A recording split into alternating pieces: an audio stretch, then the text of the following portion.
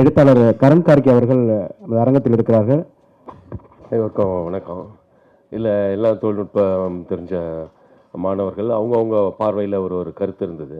நான் வெறுமனே ஒரு பார்வையாளனாகவும் ஒரு எழுத்தாளனாகவும் பார்க்கும்போது இந்த மாதிரி ஒரு படைப்பை நிறைய பேய் படங்கள் பார்ப்போம். எல்லாம் பேய் காதலில் தோல்வி அடைஞ்சு இந்த மாதிரி தான் பழி வாங்கிட்டே இருக்கும். ஆனால் இதில் ஒரு இயற்கைக்கான ஒரு விஷயத்தை ஒரு சயின்டிஃபிக்கலான அது அந்த நான் கூட அப்படி நம்பினேன். அந்த மரம் ஒரு வேளை அப்படி ஒரு மரம் இருக்குமான்னு சொல்லிட்டேன். ஆனால் இல்லை, அது ஒரு புனைவு தான் அப்படின்றது ஒரு அற்புதமான விஷயந்தான். நம்ம இயற்கையை காப்பாற்றுற விஷயமா அதில் ஒரு சம்பவங்கள் நடந்துக்கிட்டே இருந்தாலும் ஆனால் அதுக்கு பின்னாடி இருக்கிற அரசியல் பேசுது. அது ரொம்ப ஆச்சரியமாக இருந்தது. உண்மையாகவே இயக்குனருக்கும் என்னுடைய மனமார்ந்த பாராட்டுகளை சொல்லணும்னு நான் விரும்புகிறேன். இந்த மாதிரி ஒரு படம் எடுக்கிறதுக்கு துணிச்சல் வேணும். ஏன்னா எழுதுறவனா கூட எல்லாருக்குமே நம்ம படைப்பாளர்கள் ஒரு மாணவர் சொன்னார், நான் இந்த மாதிரி படத்தை நிச்சயமாக எடுக்க மாட்டேன் அப்படின்றது. அவர் ரொம்ப அழகாக ஒரு உண்மையை ஒத்துக்கிட்டார். ஏன்னா எழுதுறவங்க கூட என்னன்னாக்கா, நான் கூட ஒரு 7-8 நாவல் எழுதும்போது எனக்கு ஒரு பதட்டம் இருந்துகிட்டே இருக்கும். ஏன்னா வாழ்க்கையை நம்ம ஒரு இடத்துல ஃபிக்ஸ் பண்ணிட்டு ஒரு வேலையை செய்ய வரோம்.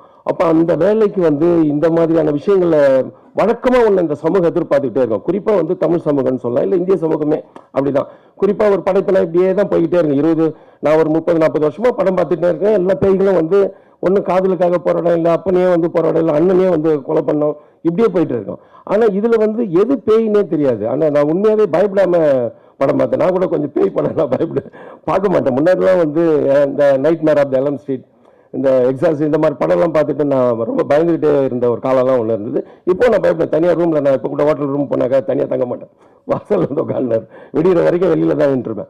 அப்போ ஆனால் இந்த படம் ஓப்பனிங்கில் எதை நோக்கி போகுதுன்னா, ஏன் முன்னாடி இவ்வளோ பெரிய புரட்சியாளர்கள்லாம் காட்டுறாங்க, சமூக சீர்திருத்தவாதிகள், லட்சுமி நவரஸ்லாம் காட்டுறதுல எனக்கு ரொம்ப ஆச்சரியமா இருந்துச்சு. அயோத்தாசு பண்டிதர்லாம் காட்ட ஆரம்பிச்சாங்க ஒரு 20 வருஷமா. அப்போ இந்த மாதிரியான நாட்களுக்கும் இதுக்கும் என்ன சம்மந்தம்னா, ஒரு விஷயத்தை நமக்கு ஒன்று ஃபிக்ஸ் பண்ணி வச்சிருக்காங்க. அந்த காட்டுக்குள்ளே போவாத, இந்த ஊருக்குள்ளே போவாத, அவனை தொடாத, இவனை பார்க்காத. இதுக்கு பின்னாடி இருக்கிற விஷயங்கள் என்ன அப்படின்ற சம்பவங்களை ஒரு ஒரு திரைக்கதையாக சொல்கிற அந்த துணிச்சலுக்கு வந்ததுக்காக இயக்குனருக்கு மீண்டும் மீண்டும் என்னோட பாராட்டுகளை தெரிவிச்சுக்கிறேன். எல்லாருமே ரொம்ப நான் சாதாரணமாக ஃபிலிம் இன்ஸ்டியூட் ஸ்டூடெண்ட் உங்களுக்கு தெரியுது, எடிட்டிங்கில் இந்த சிக்கல் இருக்குது, சவுண்டில் ஒருத்தர் ரொம்ப டீட்டெயிலாக சொல்கிறார், ஏன் சவுண்டை இப்படி நீங்கள் ஆல்பத்தில் எல்லாமே சொல்கிறாரு. எல்லாமே எல்லாருக்குமே தெரிஞ்சிருக்குது. ஏறக்குறைய பார்வையாளருக்கு இதெல்லாம் தெரிஞ்சுக்குது. ஆனால் என்னன்னா, இன்னைக்கு இருக்கிற அரசியலில், இன்னைக்கு இருக்கிற சூழலில் நான் எப்படி புரிஞ்சுக்கணுன்றதுல இந்த திரைப்படம் எனக்கு ரொம்ப ஆச்சரியமா இருந்தது. அது எப்படி ஒரு எல்லாத்தையுமே கனெக்ட் பண்ணிடுச்சு. இப்போ விடுதலையை சொல்லுவாங்க ஃபர்ஸ்ட்ல, ஏன் இவ்வளோ கதைகளை சொல்லிட்டு இருக்காங்க, ஏன் ஃபர்ஸ்ட் ஹாஃப் எப்படி இருக்குது, இல்லை ஒரு பெரிய தொகுப்பை புனைவா செய்கிறாங்க. இப்போ எனக்கே ஒரு விமர்சனம் வந்தது. மரப்பாலத்தை வாசிச்சுட்டு ஒருத்தர் இந்த நூற்றாண்டின் நாவல்கள் போது அவர் என்ன சொல்ல வர்றாருன்னா, இது வரலாறு எது, எனக்கு புனைவு எதுன்னே தெரியாமல் போயிடுச்சு.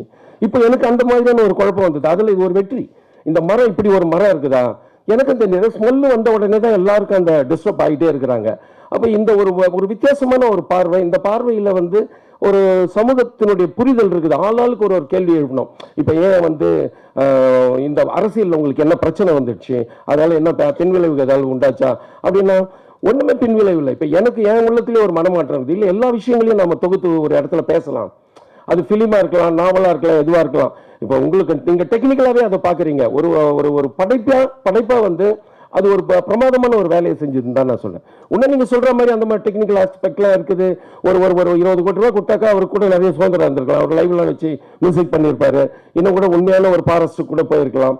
எல்லாமே நடந்திருக்கலாம். நம்ம 2 ரூபா 3 ரூபா கையில் வச்சுக்கிட்டு இவ்வளோ பெரிய வேலையை செய்யணும். இடையில கொரோனாலாம் வந்துச்சு. இவ்வளோ தூரத்தையும் சமாளித்து ஒரு 2 ரூபா 2.5 ரூபா 3 ரூபாயில் இவ்வளோ பெரிய ஒரு விஷயத்த அதுவும் மெனக்கெட்டு நான் இந்த மாதிரி படம் தான் எடுப்பேன் அப்படின்னு உறுதியாக அவங்க செய்யறது இருக்குல்ல. ஒரு பாட்டு, ஒரு சாங் ஒன்று கொடுத்துருக்கலாம், ஏதோ ஒன்று பண்ணியிருக்கலாம், காட்டுக்குள்ள ஒரு கானா கூட பாடியிருக்கலாம். ஏன்னா அந்த மாதிரி ஏரியாவில இருந்து வந்த ஒரு கேரக்டர் இருக்காரு.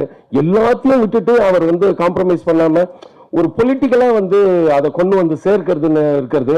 அதுல காட்டின நிறைய படிமங்கள் ஒரு ஒரு ரெகுலேட்டடான ஒரு படிமங்கள்.